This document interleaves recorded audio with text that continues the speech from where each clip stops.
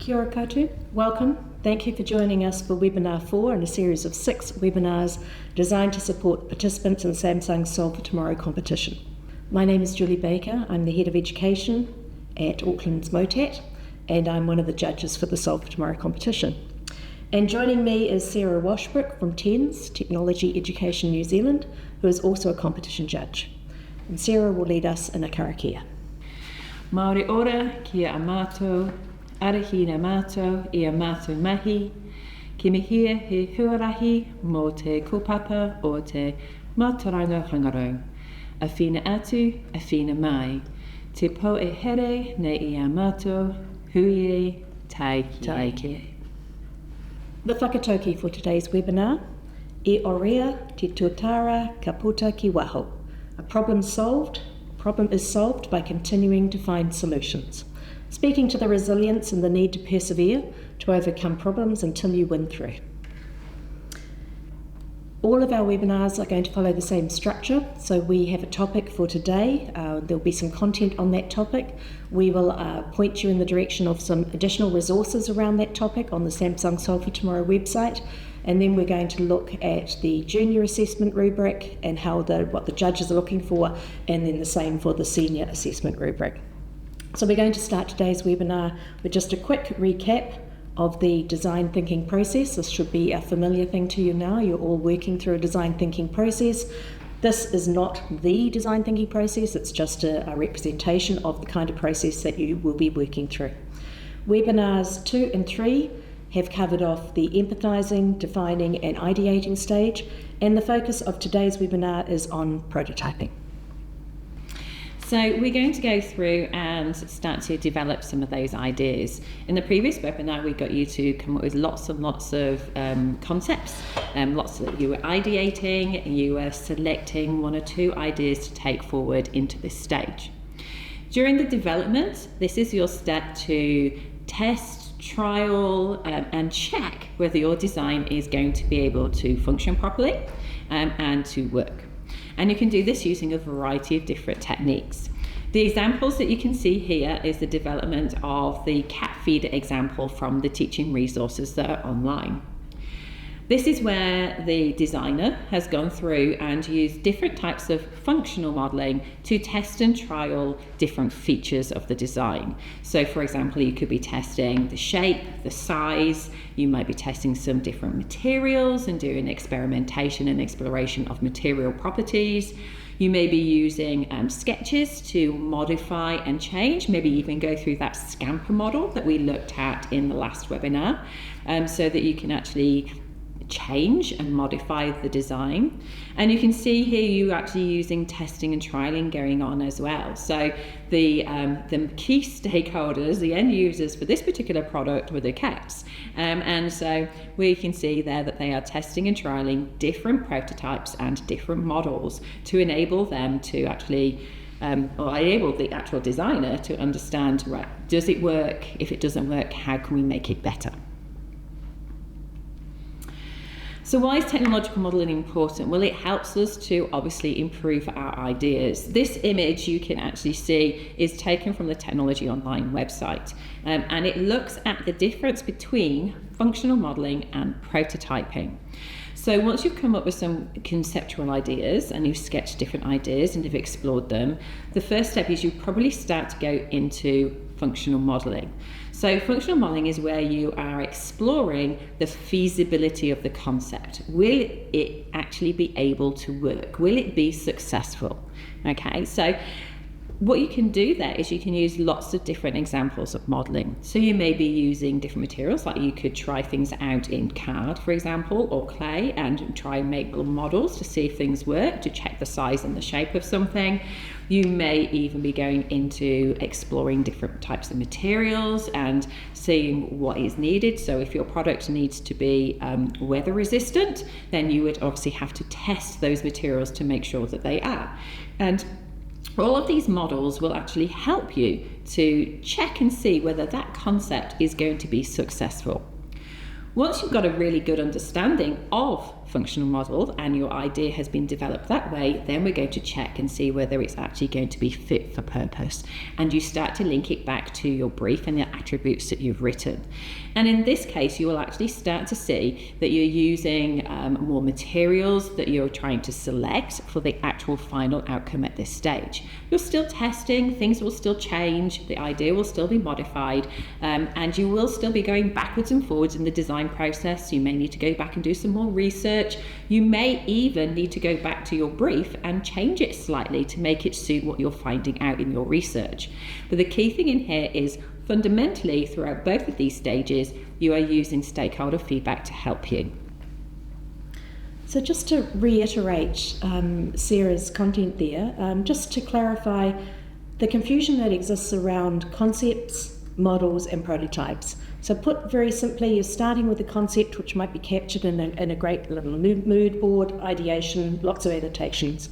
And then you are moving through that to creating a model. And a model is a non-working representation used to explain the product. And you can see there, we have Mount Richmond Special School as an example.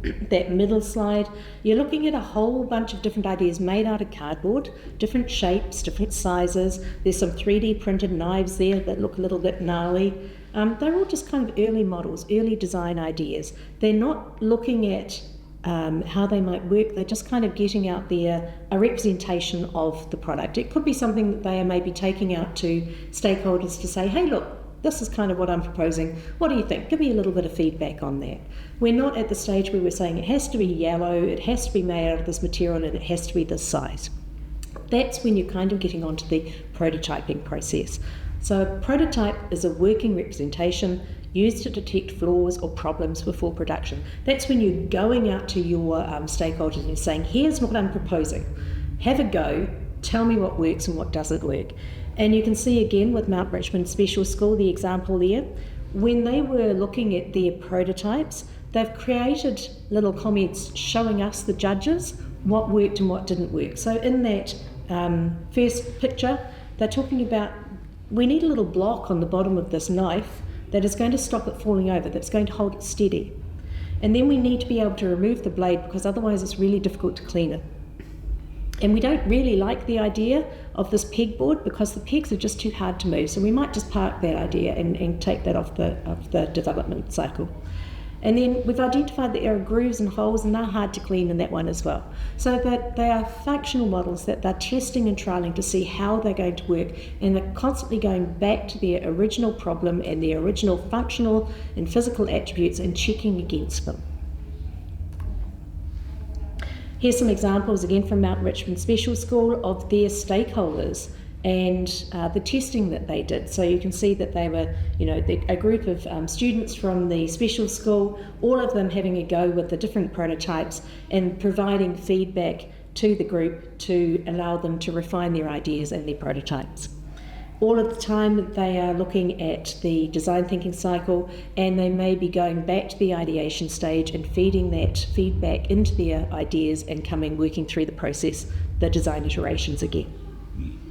Right, so let's have a little look at what the judges are looking for. In this stage of the process that you're working through, the prototyping and development stage that you're working, it pops up into the relevance and STEAM criteria. You can see relevance and STEAM are both worth 20% each of the total allocated mark. So just quickly looking at that, we're looking to see that the solution has been significantly improved via repeated testing and iteration. So provide us with some evidence that you have gone through some testing and some iteration. It could be photographs, it could be a snippet of video, it could be even just a logbook entry that says, on July the 1st we did some testing. Yep. We're also looking to see that there are elements of your process represented for us, so we're able to see that you have got a documented process that you've been working through. It may be a scientific process, maybe a design process, it may be combinations of both. For further resources on this particular topic, go to the Samsung Solve for Tomorrow website. The presentation, How to Develop an Idea, will give you a bit of a deeper insight into some of the things we've been talking about today. When we look at the senior category in this space for development of a concept, we are answering the questions: how are technological and scientific processes used to develop the outcome? So we're focusing on that development of the idea. People are going through functional modelling and prototyping stages, so actually help to modify, improve and change their idea as well. But what we really like to see evidence of are different thinking processes that you have gone through the design and the development of the outcome. Now, there are many different design thinking processes out there. We've shown you one in the junior category of a design thinking model. There are lots of different formats, and you may use different varieties of that format in your class, in your school or at home. A famous one, for example, is the Stanford Design Thinking Model. If you wanted one that really linked to Aotearoa, you've got Te Ara Ako as well, which is another design thinking model and process that you can go through. So it doesn't really matter what the process is, as long as you're working through and we can see the documentation of it. You may also have scientific elements in there. You may be having to work through different experiments when you're in the development stage to test and trial the suitability of materials, for example, or to check and see whether your solution is going to be relevant. So you will be working through a hypothesis and an experimentation process. And then that experimentation process will feed into the modification and development of your outcome. You may go on a different slant. There is actually an engineering design process, which obviously focuses more on the engineering side, the mechanical, the structural, the electronic, those different aspects, where you're looking really at the systems of the outcome and how that's being developed too. Remember that at this level, your process should not be linear, it should be iterative. So we may find that you have actually had to go back to the design brief, to go back to the research, to go back to the ideation stage, whilst you've actually been working through your process, and you'll show evidence of that. Clearly, we should see problem solving, and persistence is a key aspect. Remember that we all fail at some point, and actually that's really great for us in technology when we're designing and developing outcomes. We actually want to fail. In fact, there is a term called failing faster, and which is particularly important when it comes to the conceptual design and modelling stage, which means that you can make as many mistakes as you want to. The idea is you're making those mistakes and you're learning from them. So this is going to be quite a rough, quite a scruffy process sometimes, but the thing is you're coming up with an idea, you're trialing it, you're improving it, and you're doing it very quickly, hence fail faster.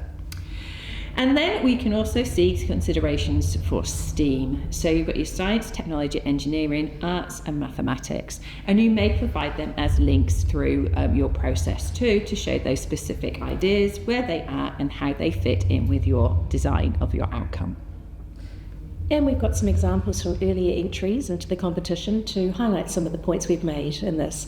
So just reiterating, we want to see your mistakes. We want to see evidence of how you have worked through a process, you've identified some things that need to be modified and adapted and changed, and you've captured that for us and shown us what you have done. So some examples here, starting with Brooklyn Johns, Brooklyn's Nighttime Hero 2021. He, in the two prototype slides there, prototype design number 1 and prototype design number 2, he came up with a very clear way of showing what was wrong at each stage. So he used a colour key. Anything that was red needed attention, needed to be worked on. Orange was sort of like, it's kind of halfway there, but we're not quite solved it yet. And green was, we're good to go. And it was very easy for us as judges to look at each of those different slides and to see that he was progressing through a process where he was gradually changing all of those physical attributes and functional attributes to that green category, captured it very easily, along with a bit of a narrative to explain what was going on. Harrison Maxwell, in beautifying the berms, he identified a whole bunch of attributes for his product. He needed to have durable and hard-wearing surfaces for bins for walking on, low maintenance and no mow, etc., etc. Yeah. And with the Mount Richmond Special School Kitchen Tools Reimagined, you can see that they were evaluating their design throughout the process, that they had started with some of those fairly rough and ready early models, and that they were looking at them with an evaluative evaluative lens and making decisions about what would and wouldn't work and what to develop further.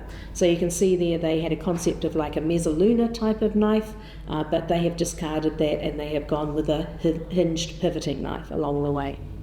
And there in the top there, Thomas Custer's Down the Drain project, just a quick little snapshot of a video showing them sitting down, or him and his father sitting down, looking at the design of their turbine and doing a bit of an evaluation, obviously a conversation going on in the voiceover around what was good about the design of that turbine blade and what needed to be changed. So an evaluative approach going on. So when we look at the scoring rubric as judges and as you going through, what we're going to be looking at here is the process part. So this is worth 20%, so it's actually worth a little bit more than some of the other categories that you've been looking at so far. And really what we're looking at is you've provided evidence of an iterative, technological, and we put /scientific because you will probably be combining the both process utilised to develop the outcome for the specified need. So you're checking back to the brief like we've said before, you're checking to see whether actually it's fit for purpose, if there's any elements that aren't, and how you've worked through that through the process that you're taking it through to. This webinar, as you're aware, is recorded, but you may not be aware that we have a whole series of webinars as well, which are there for you, and they are available on the Samsung Solve for Tomorrow website and on the TENZ YouTube channel, so that you can actually go and view those at your own pace, and you can also show them to your students should you wish. If you would like access to this slideshow, you can use the slides, you can click on the link that we have at the top there, or scan the QR code. And we will finish this webinar today with our final karakia.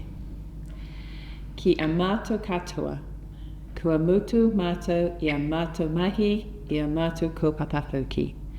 Arahi na mato, kia koe, mato I amato he papa, kia whakatapua, mato ki ngā kaupapa, me ngā mea e whakapono. Manakitia mai mato. Kia ora.